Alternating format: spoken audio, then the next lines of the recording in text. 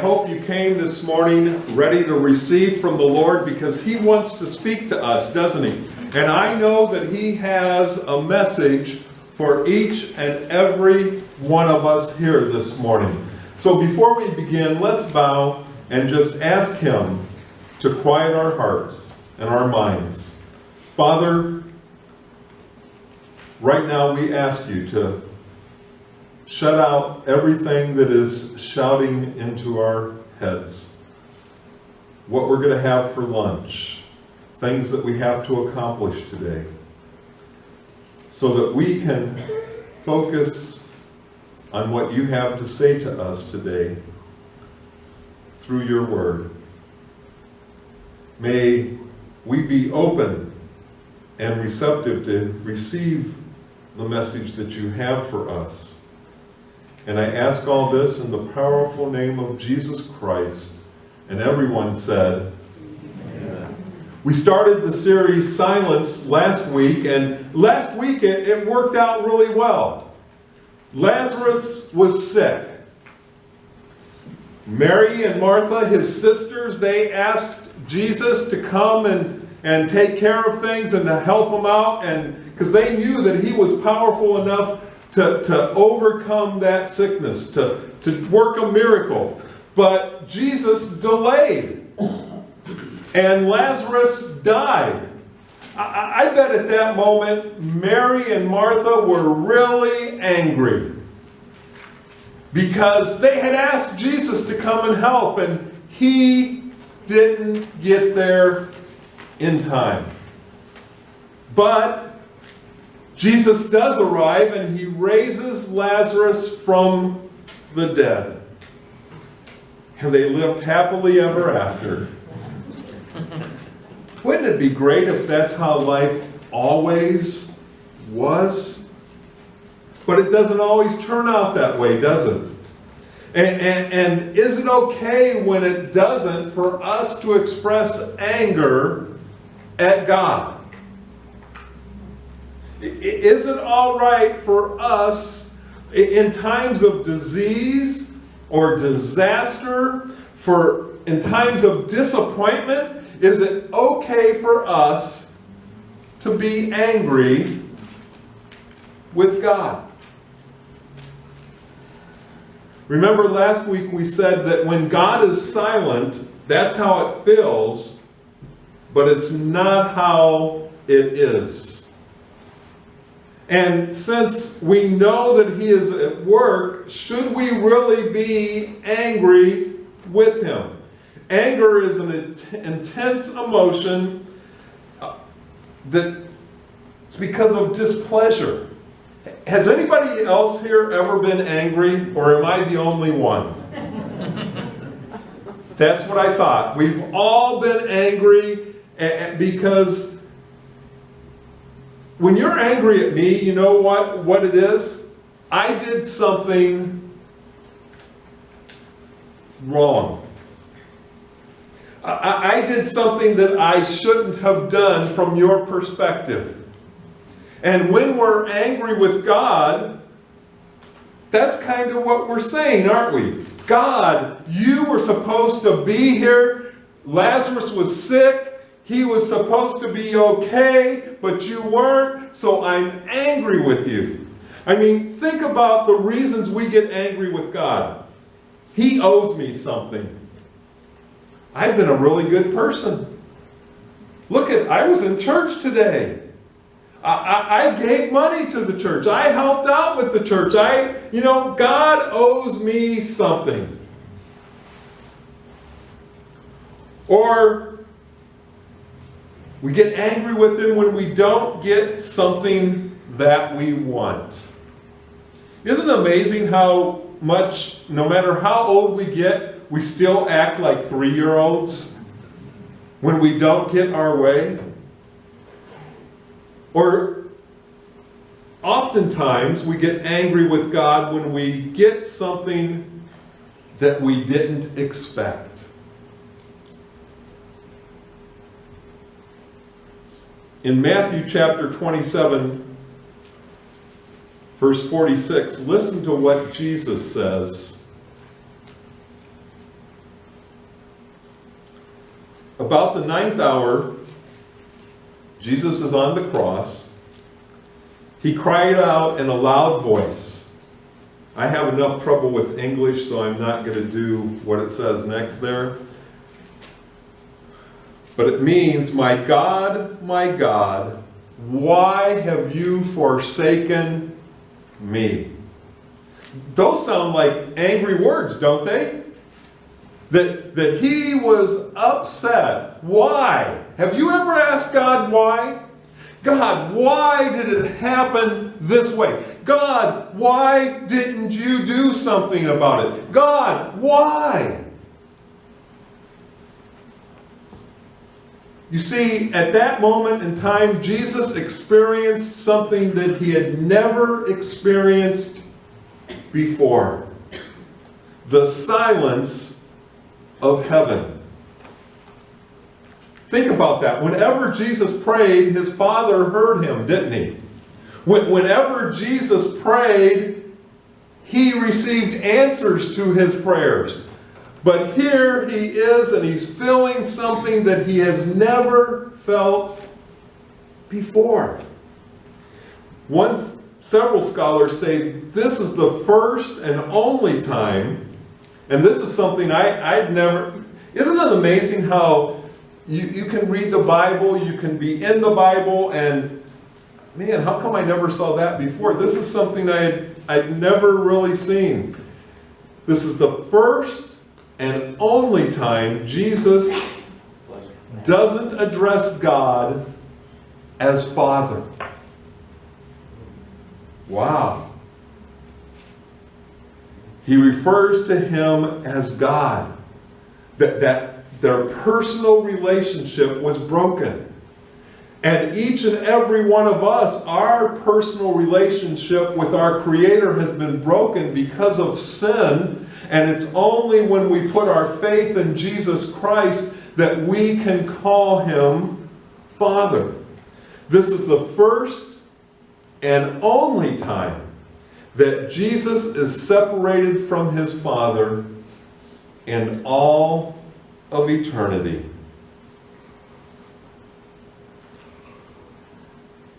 Is it right for us to be angry with God?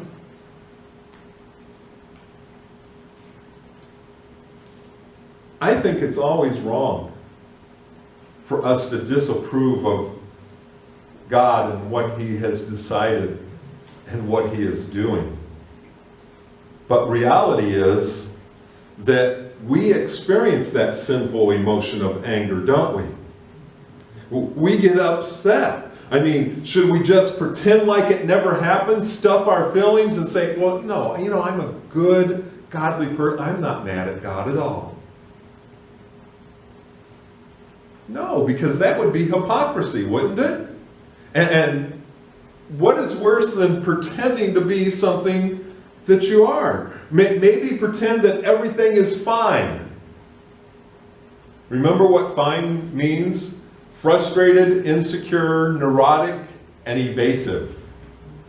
Oh, everything's okay. It's all right. No, when we experience that sinful anger, we should follow the example that Jesus gives us on the cross. First of all, tell God how you feel. That's pretty simple, isn't it? Just how many of you have ever had a relationship problem that was a result of not clear communication? I remember one time Pam and I were meeting on Route 88, I don't remember why, and we decided to meet at, I believe it's Route 47.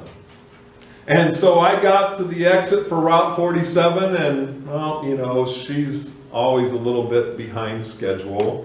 I'm always a little bit ahead of schedule. And so I'm waiting and I'm waiting and I'm waiting, and she doesn't show up, and then a state trooper stops and asks me, what am I doing? I said, I'm meeting my wife here at Route 47. She's coming from Rockford. And he says, well, the exit for Route 47 coming from the west is 5 miles further west. And Pam had been there waiting.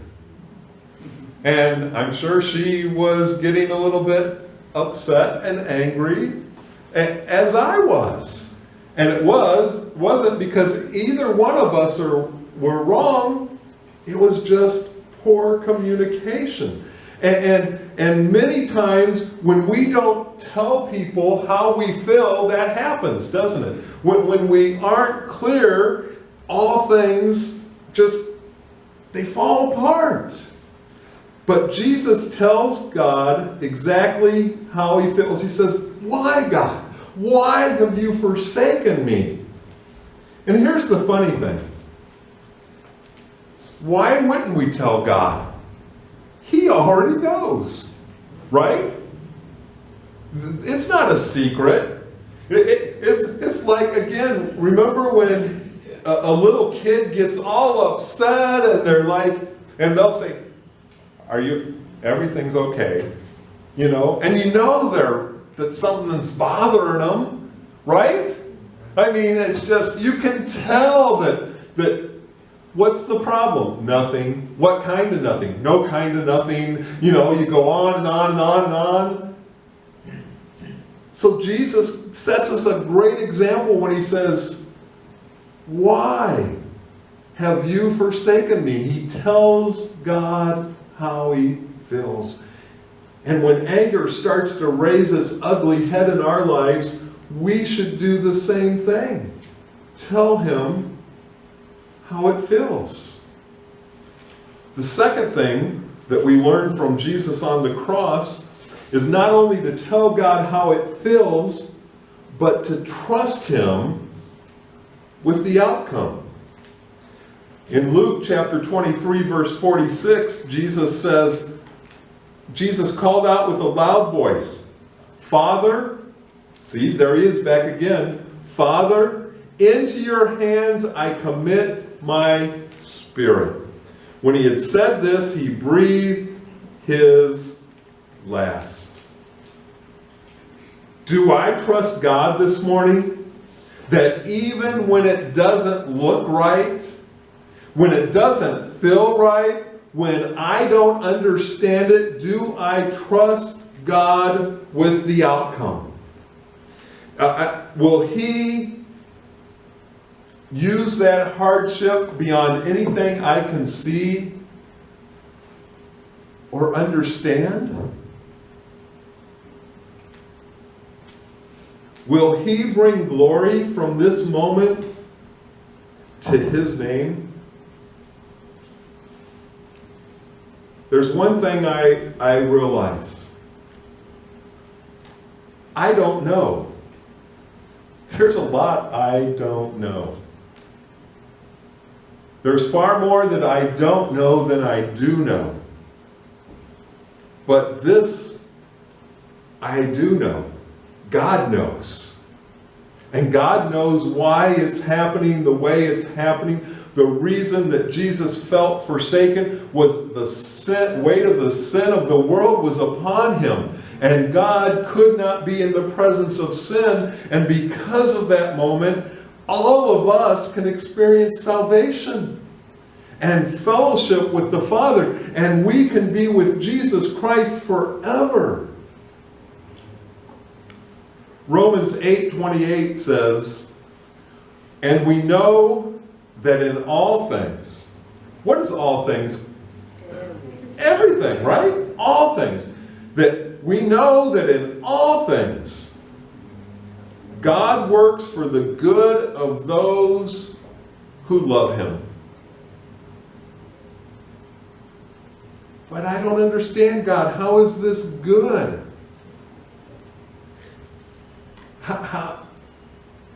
It doesn't feel good. And we know that in all things God works for the good of those who love him, who have been called according to his purpose. I have problems because I mess up with those last two words. His purpose. His purpose.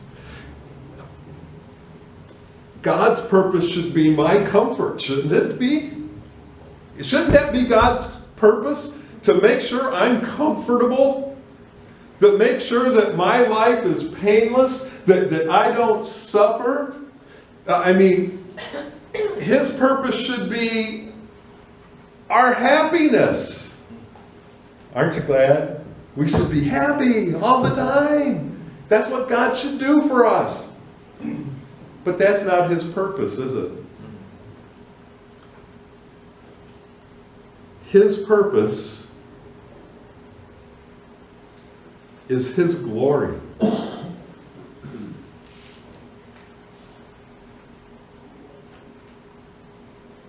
Jesus could have got there. Jesus could have laid His hands on Lazarus, and the fever could have went away, and the sickness could have departed. And that would have been good. That would have been a great comfort to Mary and Martha. It would have brought them happiness that their brother was feeling better.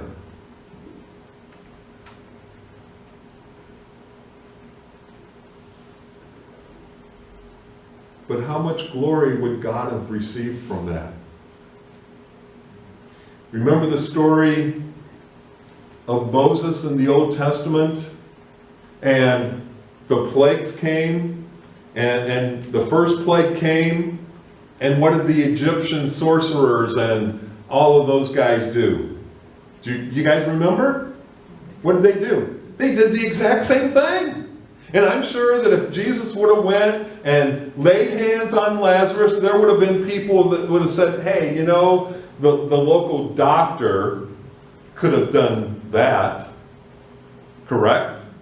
That's easy, or it could have just been that his immune system started to kick in and he got better on his own, and it just so happened that the times corresponded where Jesus laid hands on him and he started to get better. But God's purpose is His glory.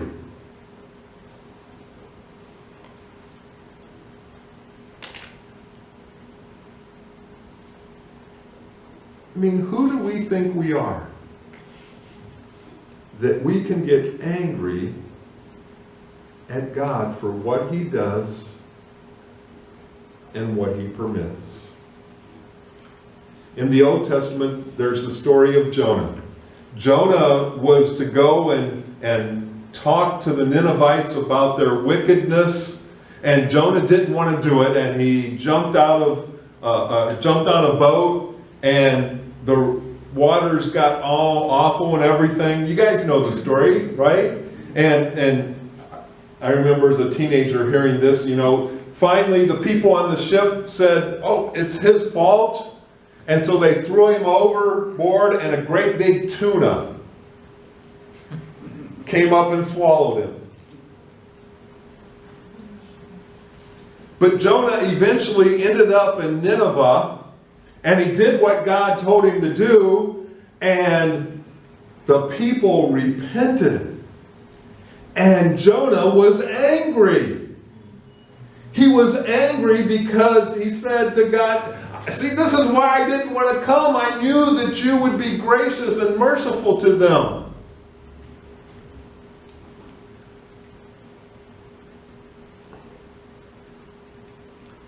Did Jonah have a right to be angry? No. And later in the story, he's out, camped out, and a tree grows that God gave him and gives him shade, and then that tree dies, and he's angry at God again. And we look at that story and we say, no way, it was not right for Jonah to be angry at God. And yet sometimes don't we act like Jonah?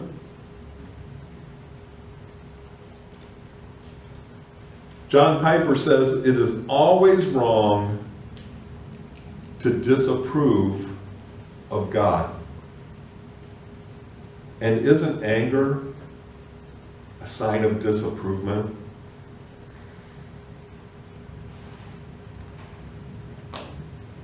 Let's follow the example of Jesus. Pour our hearts out to God. Tell him how we feel. And then trust him that he is doing what's good for us and what will bring him the most glory. Father, I thank you for this day.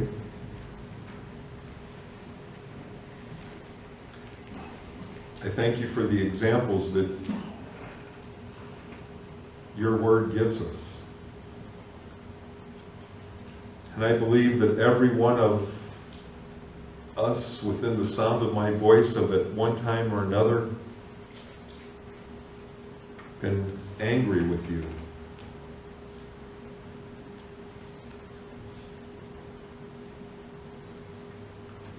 Forgive us for that. Remind us of the example that Christ gives us on the cross of being honest and forthright with you, and then just laying ourselves in your hand, trusting you for the outcome. Open our eyes that we would be able to see clearly how you are working. Give us greater understanding of what you are accomplishing in our individual lives, in our families, in our life as a congregation.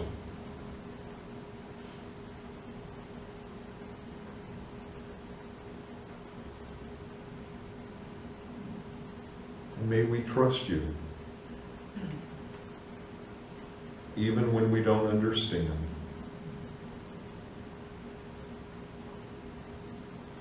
Even when it's going totally opposite of the way it should be in our minds. Again, realizing that you work all things out for the good of those who love you and are called according to your purpose, which is bringing you glory and honor. In Christ's name I pray. Amen.